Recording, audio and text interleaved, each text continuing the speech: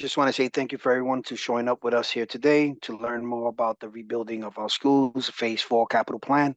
I appreciate everyone's time. I know we can be with our families, but we take the work that we're doing very seriously, and it's important that we all have the same understanding with the plans there as we go ahead. So thank you all for coming out tonight. Thank you so much, Superintendent.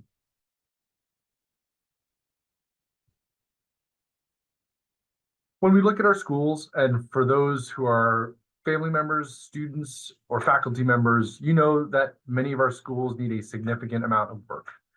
When we look across the district, we estimate a need of roughly over $900 million in repairs just to address school buildings and making them warm, safe, and dry. While that's an incredible challenge, we have also, through the generosity of the voters of Providence, the City of Providence, and the City Council, have an opportunity to make a significant impact in changing those conditions of our facilities. Really a once-in-a-lifetime opportunity. And as we'll see, what's exciting is that a lot of this work is not theoretical or hypothetical. A lot of this work is already underway. We were excited to open 3 brand new schools this year and have additional ones coming under construction. So we are really turning this kind of ambitious goal into a reality. And again, thanks to the generosity of the voters of Providence, we've been able to increase the scope of that work over time. Previously, what felt like a very ambitious goal was moving to have 50% of our schools new or like new. We now believe, through what I'll share in a little bit, through the next phase of construction, the opportunity in the not too distant future to ensure that we have enough seats for all Providence students in new or like new buildings. Certainly an ambitious goal, but one that our students, families, and faculty members deserve. To share a bit, and these themes will be familiar for those who have joined us before, is how we've really guided our capital plan and building construction plan over the past few years. First has been transitioning away from smaller Band-Aid fixes to big and transformational projects. Previously, much of the work done in the city was on a smaller scale and often done to do emergency repairs or things that were unanticipated. Given the size of the capital funds that we have available, we can truly invest in transformational projects that impact students and staff members for the years to come. We've also been prioritizing the expansion of opportunities and alternative opportunities at the middle school level in opening up or planning for pre-K-8 schools.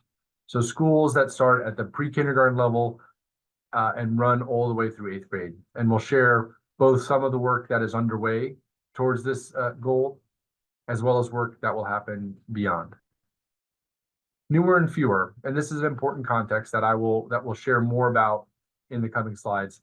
We know we've seen changes in enrollment, changes in student demographics, and we want to make sure our capital plan and our building plan is responsive to that so that we are maximizing the impact of our construction dollars. So as our student population changes, we want to make sure that we plan for both the students we have in front of us today, as well as the students that we will have in front of us in the years to come.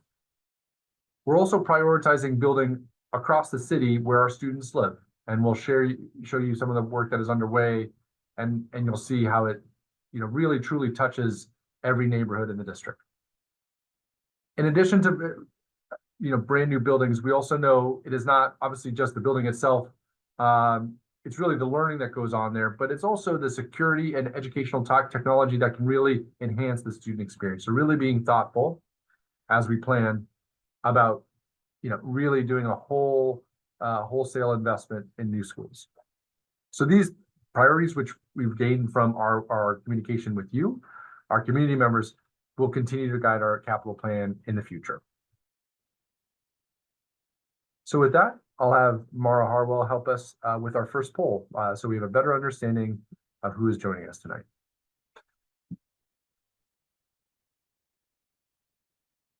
All right, so I just opened that poll. You should see on your screen that you're able to tell us how you identify as a student, as a family member, as a member of the community, or more than one of those things. And then also tell us which sessions you've been able to attend, if any, in the past. I'll give folks a minute or two to let us know who's in the room.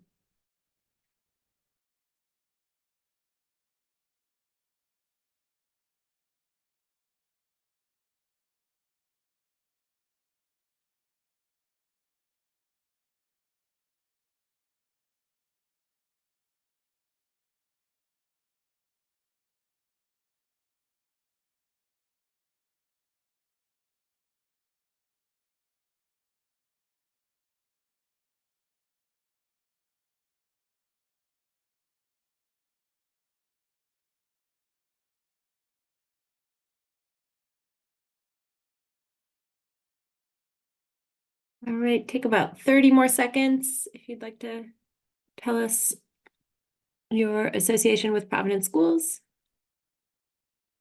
I'll go ahead and end that poll and you can see who's joining us tonight. We've got a good mix of folks across different affiliations, different perspectives. So we have family members, we have teachers, we have alumni and faculty and staff and many community members. And as the superintendent said, we're so grateful that you're taking time tonight to learn about this plan for our students. And it looks like a lot of you have been able to attend in the past as well. So as Zach mentioned, we'll mostly be focused on future work, but it seems like a lot of you have been able to hear about some of the other work as well. So again, thank you for attending.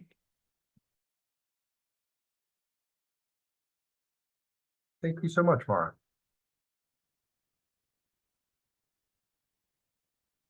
So to start, we wanted to share the exciting work that is already underway, some of which you may be aware of, or some of which may be new.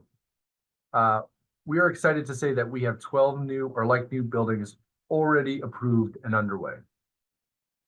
We had 3 new buildings open this fall, which were the first in over 15 years. So when we look back, we had 1 or 2 schools open over the past 20 to 30 years. We were able to open 3 this year, and we are excited that we expect that trend to continue in the coming years. For the first time in the district's history, we've been able to utilize swing space. And I'll spend a minute on that because it's been critical to our capital plan. What it allows us to do is temporarily relocate schools while construction is being done. And what that allows us to do is do really deep and thorough renovations with minimal impact to students.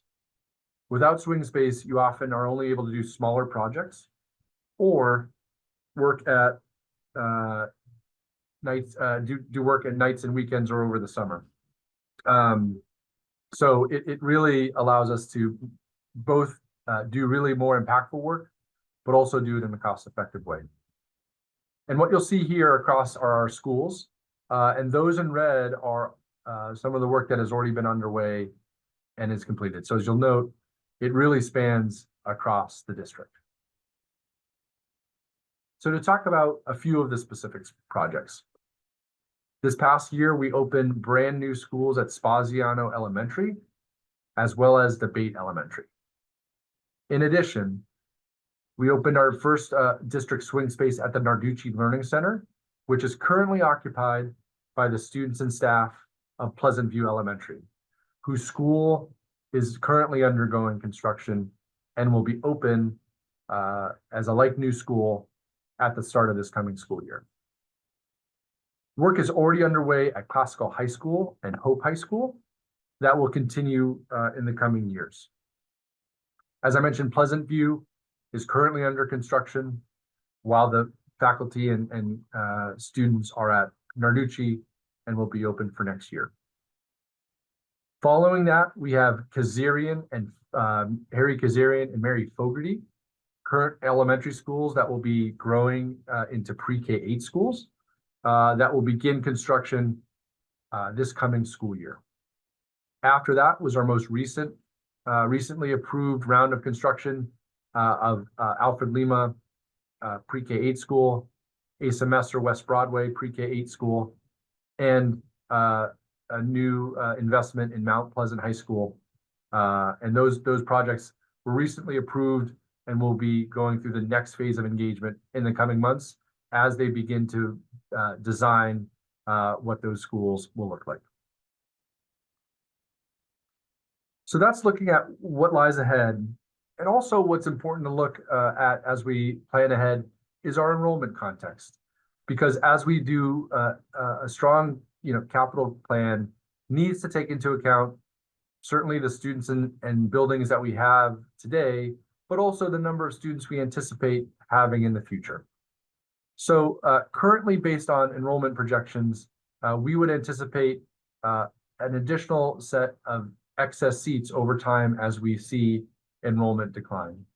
So we currently have 2,500 excess seats, and if this were to continue as we predict, it would likely lead to roughly 5,500 excess seats in 2030, which is a challenge as a district to run from a facilities perspective, because you have a lot of partially filled buildings, and also hard to offer, more importantly, robust offerings to students and schools if that programming is spread really thin. So while this is obviously a challenge, what it allows us to do is, through our capital plan, take our enrollment projections to ensure that as we do our builds and our new schools, that those new builds in our portfolio of schools are aligned with the number of students that we have in front of us.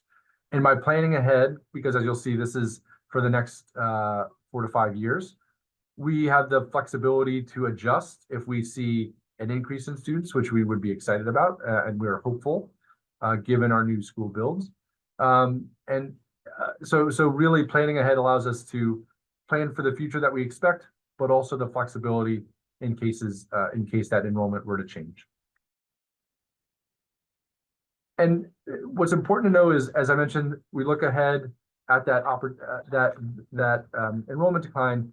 Another important factor driving this is that we believe that through, and we can explain more about how this works, but we'll be able to do this work with no cost to the Providence taxpayers.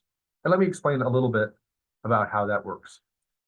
Currently, the state provides a significant 91% reimbursement on school construction, meaning for every dollar we spend, we are reimbursed 91% by the state, which allows us to do a large number of projects. Those temporary bonuses for reimbursement expire in June of 2024, which means at a minimum a $30 million reduction in additional funding if we don't submit our projects prior to that deadline. So while it is a robust timeline, it is really a once-in-a-lifetime opportunity to build new schools and ensure that all students have access to new or like new schools in the district.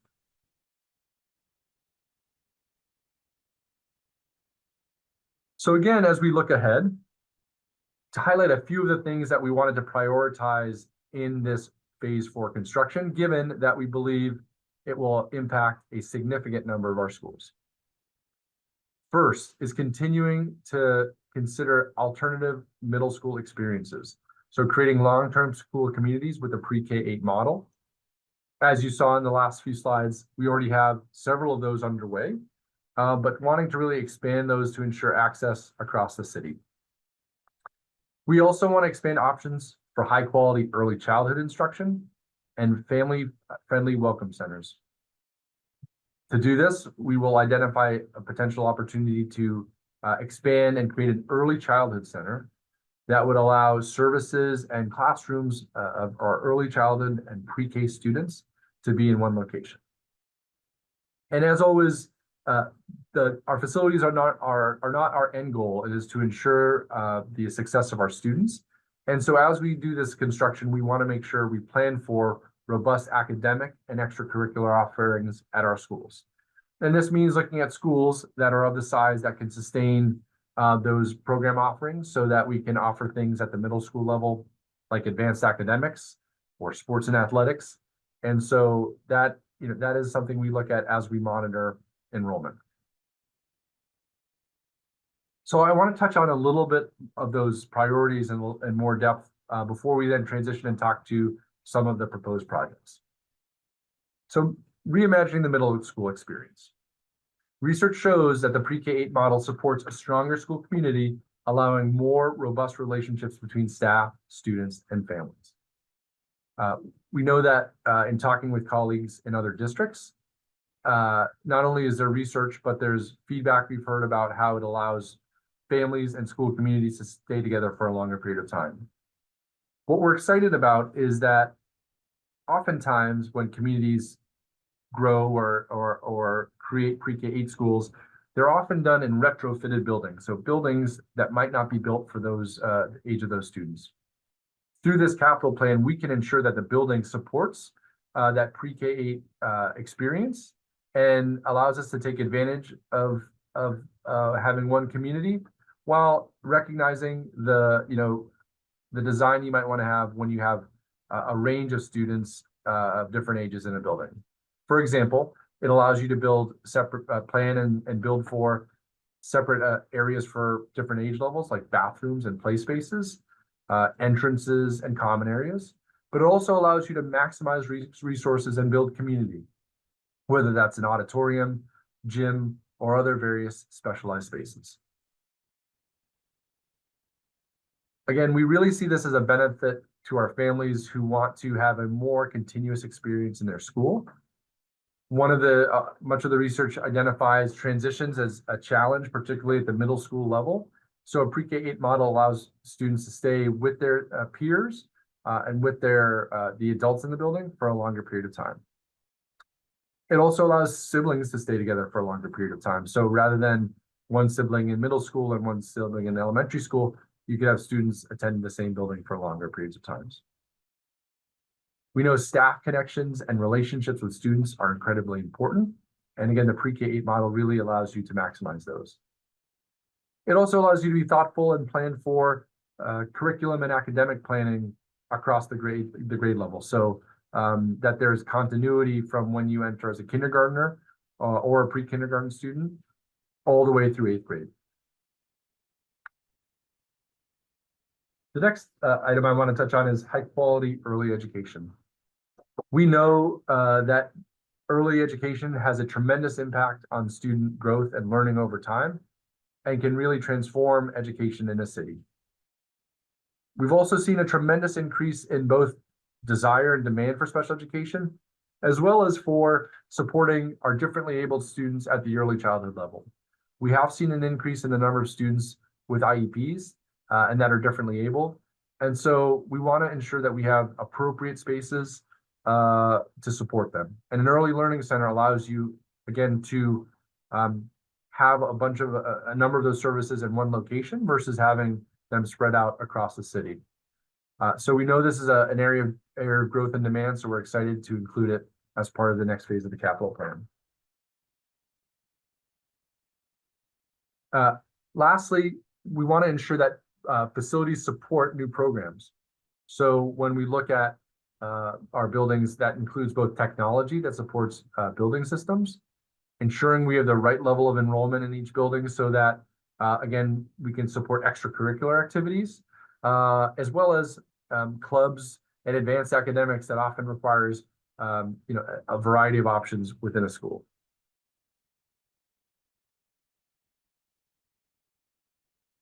So with that, we'll do our next poll. And so I might ask Mara and Sal to help me here.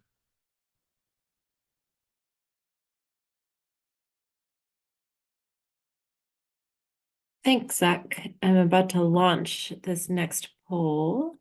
And this one is one where you'll type in your answer. So here you go. You'll be able to tell us what resonated with you and what city and district leaders should keep in mind as we work through this plan.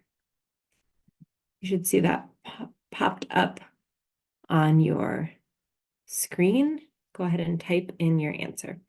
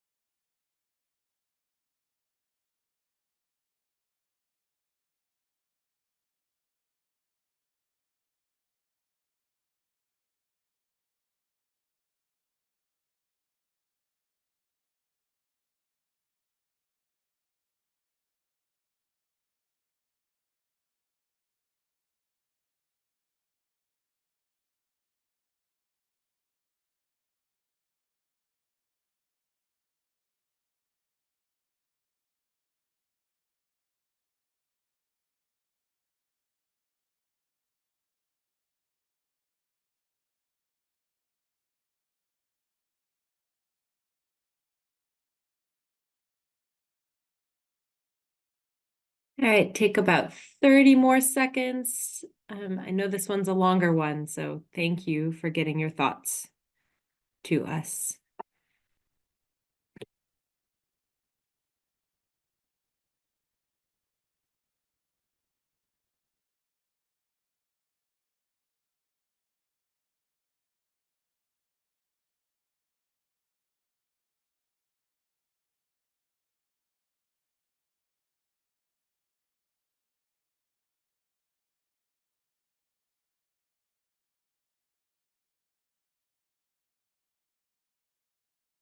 All right, ending the poll. So if you haven't hit submit, please do that now.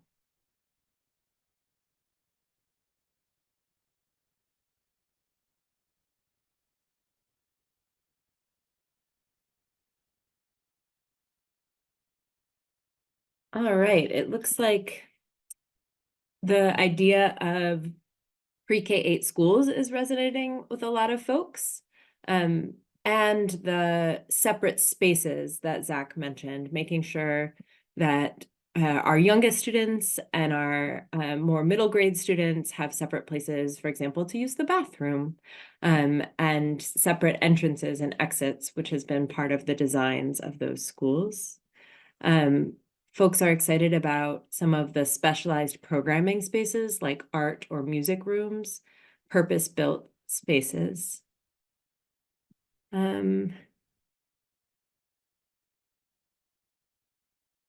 We should keep in mind that we need to continue to engage and share information and listen. And that's a theme throughout this. So appreciate folks coming out tonight and reminding everyone that we need to keep this dialogue going. So those are some of the themes from that. Thank you for taking the time, and we'll keep going.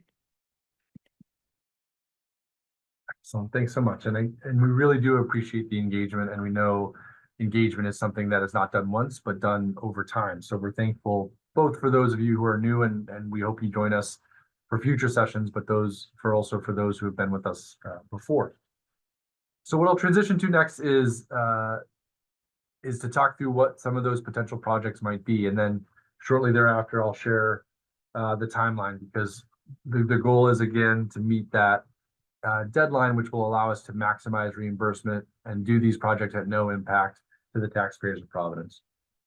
So I'll walk through each of these projects next, and know that obviously, as we're building out the design, we are still very much in the early phases of planning. So much more still needs to be decided and engaged upon. But we wanted to share what those specific projects were that we are considering. So with that, I will orient you, and we'll talk through kind of two buckets of projects. One is a new build or like new renovation, and the other is restoring a school to like new status. So let me start on the left-hand side with new builds or like new renovations. The first is an investment in Roger Williams, which is one of our current middle schools, and expanding that to provide a pre-K-8 option at that site. The second, similarly, is doing a Robert F. Kennedy School, which is currently one of our elementary schools, and doing new construction there that would allow us to expand that to a pre-K-8 school. The third is an investment in Martin Luther King Elementary School, which currently has a number of pre-kindergarten school classrooms at that building. This investment would not only be in the Martin Luther King School, but also would allow us to add a specific portion dedicated to pre-K to allow us to serve families and students in one location. The fourth is an investment in Nathaniel Green, allowing that school to eventually become a pre-K-8. Next is a further investment in Hope High School. So Hope High School is a building that is currently under construction, and much of that investment has been to support the school's redesign as an art school. So it has been in the auditorium, in some of the theater spaces and art spaces, but this would be a deeper investment into other academic spaces within the building. The next one is an investment in Barton Gregorian as an elementary school, similar to the investment that was done recently at William DeBate as a like new build. Lastly is an investment in Del Sesto Middle School and Carnivale. Currently, for those of you who are familiar with the schools, they are located very close to one another. And this would allow us to do a further investment to bring them together as a more tight-knit pre-K-8 campus. So those are some of the new builds and like new renovations that we are proposing under this next round of construction. The next group is a group we are calling Restore to New. And what you'll note is that many of these schools are already relatively new, often built 20 to 30 years ago. And what we've learned from past experience has been that oftentimes after we build new schools, we will not focus attention maybe in the ways we should. And over time, they get out of repair. And so this investment will allow us to take schools that are already relatively new and bring them back to like new status with those facilities investments, as well as investments in technology and others. With doing this, obviously a significant number of projects, it allows us both with these projects, as well as those other projects that we mentioned, will allow us to have new schools open each year through 2029. So we're very excited about that.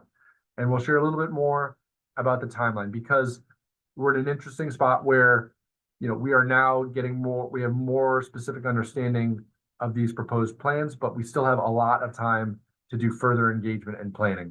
And so this is by no means the end of the process. It is very much the start of the process. A quick summary of what I mentioned around what some of the big takeaways from this next round of construction means. It allows us to leverage both bond funding as well as bond premium funding to address new or like new schools, as well as restoring to new many of our schools that have been built over the past 20 to 30 years. It transitions our middle schools, our one-star middle schools, into pre-K-8 schools so that we have pre-K-8 options across the city. It includes an early childhood center, which is a priority of the district, and allows us to actually invest in a space that is specifically designed for the unique needs of those learners. And again, it provides enough seats in the district to support the option for all students to be in new or like new schools by 2030.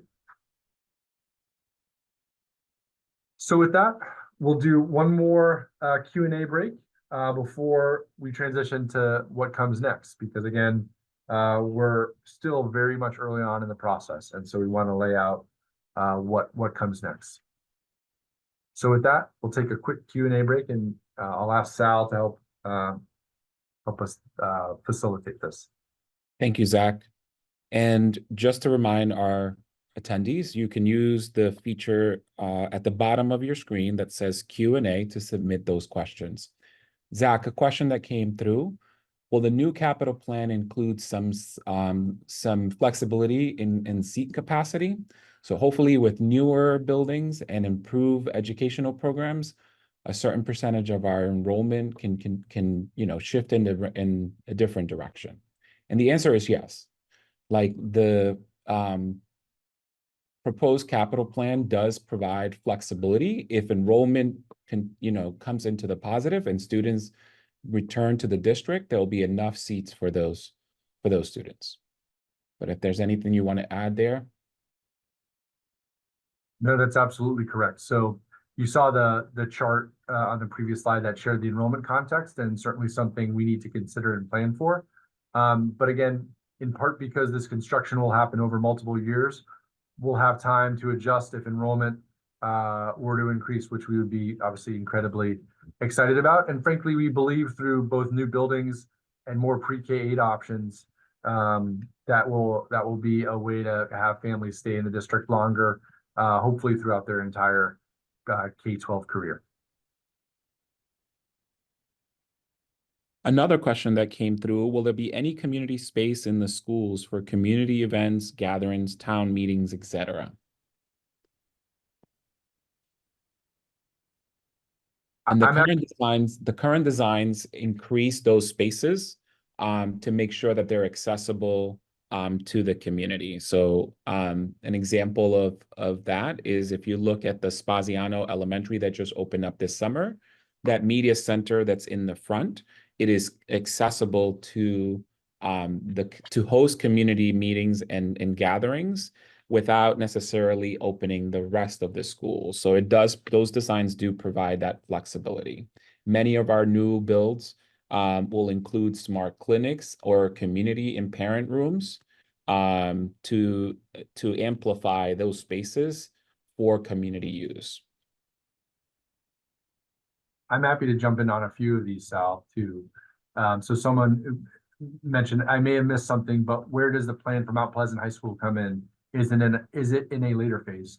It's a great question. It's actually in an earlier phase. So that work has already been approved and is under, the city is currently procuring an architecture and design firm. Once that firm is on board, they will begin doing the design of the school. And as part of that, they'll be engaged with the community to identify what the right and best design for that school is. So that was approved earlier in the year, or sorry, last year. So that is already approved and underway while these projects are still proposed.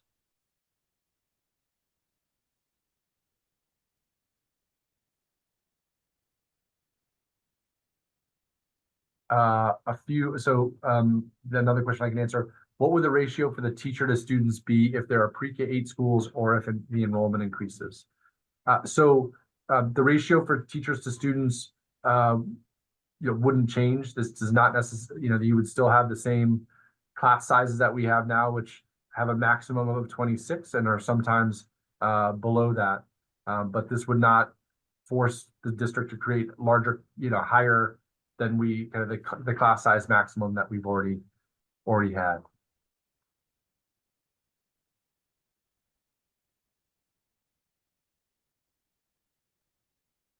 What are some potential obstacles to executing the plan that was outlined? That is a great question. I would say, obviously, we want to ensure we do all the appropriate planning and sign-offs. So the next step, and we'll share this momentarily, would be to have, the City Council and then the Rhode Island Department of Education approve these plans. So if there were anything that kind of were off track, that could potentially be an obstacle, but we're optimistic that, having done this a number of times, that would be something we could overcome.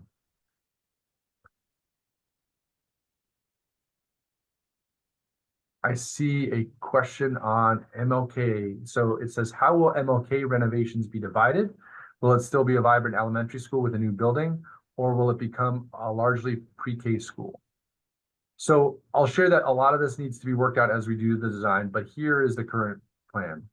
The plan would be that MLK would remain an elementary school, a vibrant elementary school, as you note, but that there would be a specific space and portion of the building that would be designed to support pre-kindergarten students.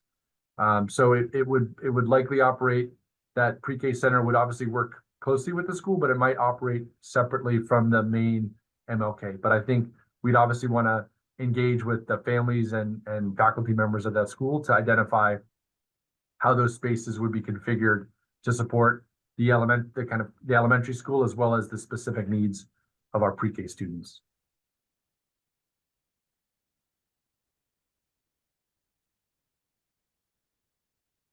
Let me answer one more, and then maybe Sal, you can keep helping me with a few.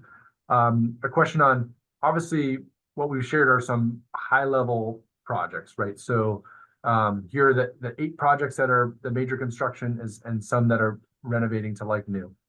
But they're obviously, what the question has is a desire for more details. So how will communities where we are doing this construction learn more about what that plan may hold? And so typically, as we do these rounds of construction, after we get approval on the kind of broad scope of construction, so that would happen in the next month or so through the phase 2 submission. After that is when you have a designer come on board and an architecture firm to then work with the school community on the facilities aspect alongside the district that is working through any programmatic or other changes. So Typically, that approval process, that first round of approval would happen in the spring, and then the engagement would likely start in the summer or fall. And we'll note on the timeline slide, the first, kind of the earliest any of these projects would begin is 2026, which is two years out. So there'd be a lot of time to both hear feedback, hear questions, and provide any details that people would want to know. Another question in the chat, will there be potential partnerships with community organizations in the community? And the answer is yes, particularly for our redesigned schools. Hope High School, as an example, is looking to build those partnerships with Trinity Rep and other community organizations to amplify the programming. And when will Kennedy School be worked on? As Zach mentioned, the earliest that you will potentially see any work in any of these proposed projects would not be until 2026, so that's 2 years out. So it gives us enough time to continue the engagement and hear from the community.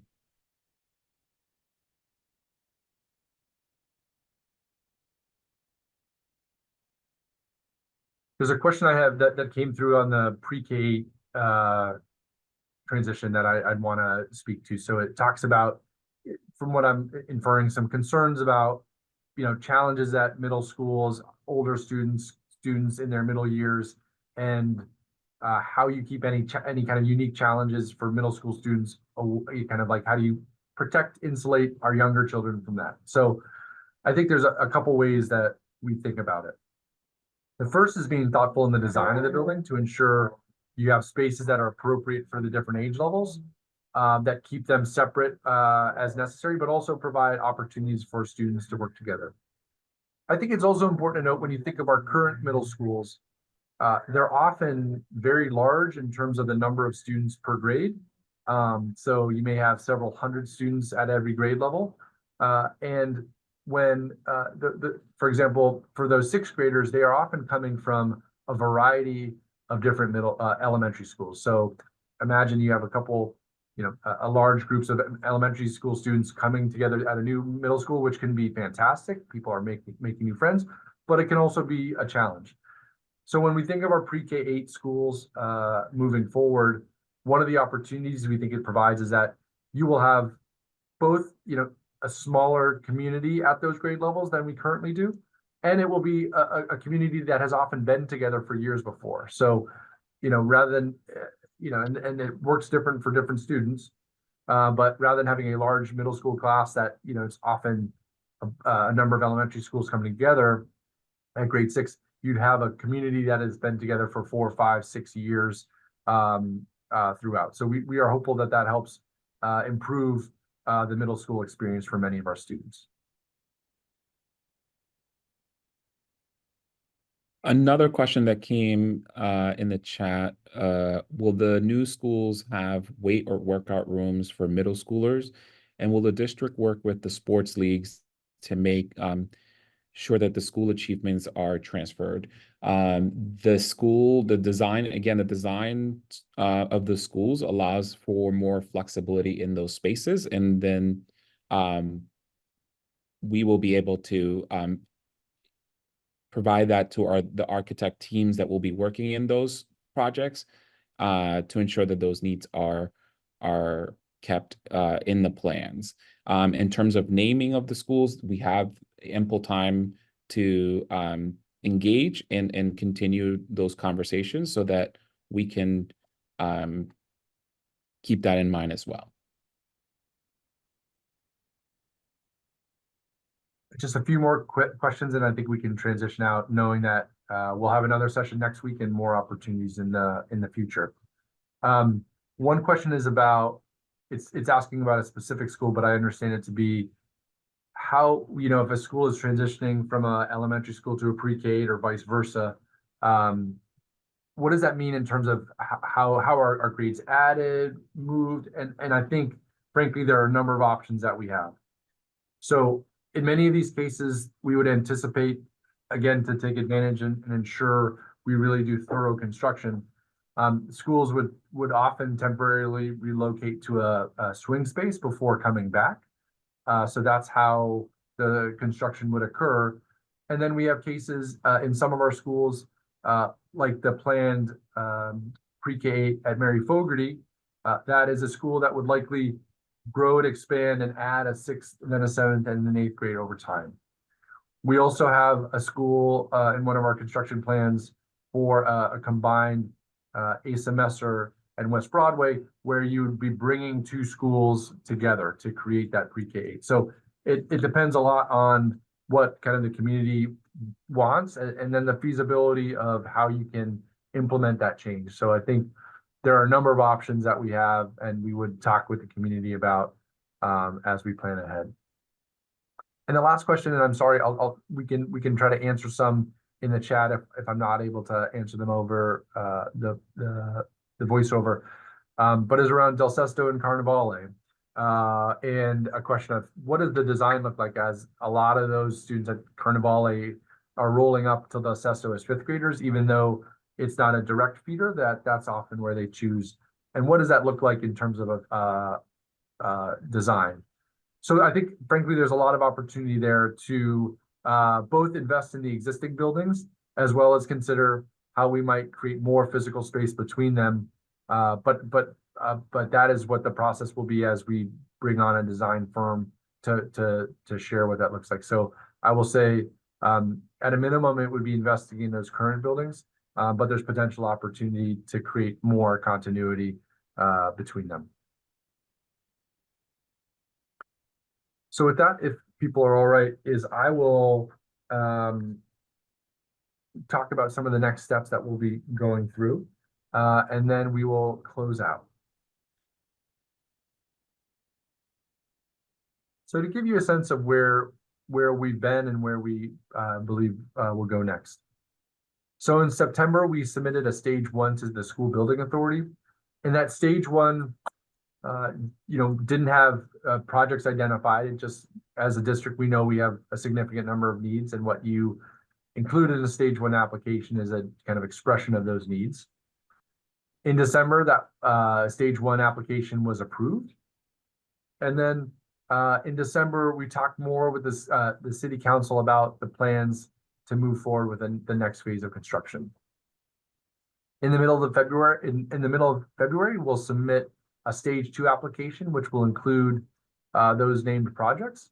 And we're hopeful, and we'll be doing sessions like this, as well as engaging in some of our sessions with the city council to review and discuss the plan.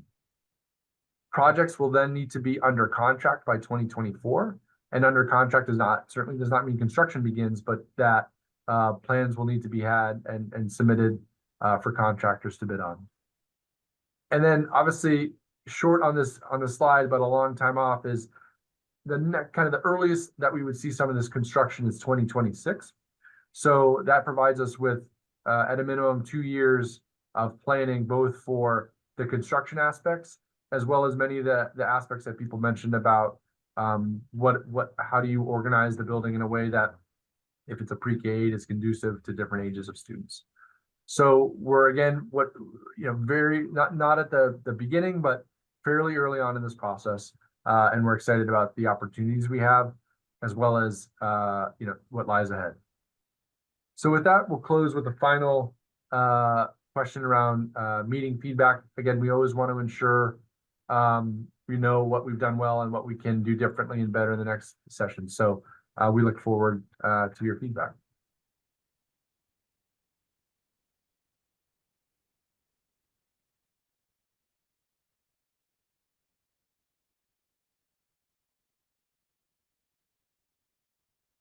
Thank you for taking the time to tell us what worked well today and what we should do differently. And after you've had a chance to give us that feedback, the time is yours. We're all set for tonight. So thank you again for joining.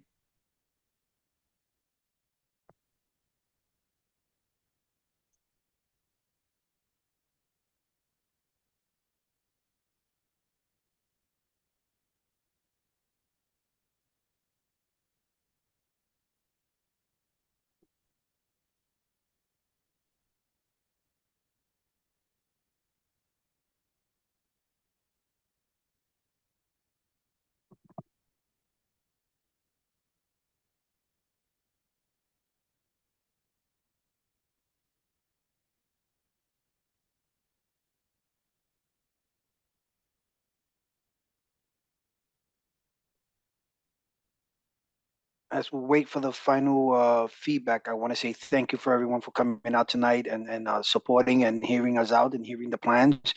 I especially love the questions that were coming through. It gives us a better a view of what our community is looking for. So it helps us as we continue to plan. At this moment, I just want to excuse myself because I have another meeting that I'm going to go into in 2 minutes. So I want to say thank you to everyone. Gracias a todos por salir esta noche. Le quiero dar la gracia porque con ustedes aquí haciendo las preguntas es muy importante para nosotros, para ver qué es lo que están pensando la comunidad cuando nosotros estamos construyendo nuevos edificios. So, gracias a todos. Y en este momento tengo que salir porque tengo otra cita en 2 minutos. Gracias y tengan unas buenas noches. Thank you and have a good night. Thank you, everyone.